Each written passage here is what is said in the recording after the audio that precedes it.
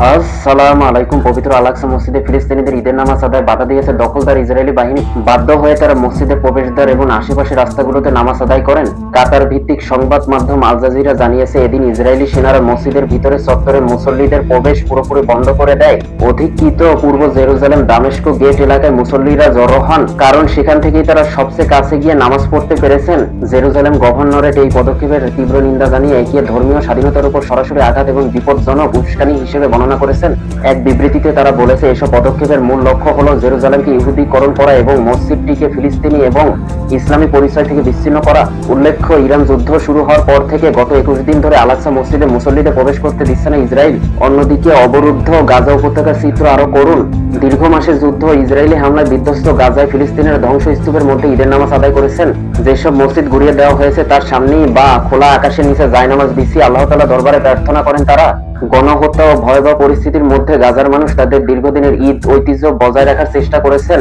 স্থানীয় প্রতিবেদনে বলা হয়েছে, 2023 সালের শেষ দিক থেকে ইসরায়েলি হামলায় গাজার প্রায় 1240টি মসজিদের মধ্যে 1100টি মসজিদ প্রায় ধ্বংস হয়ে গেছে।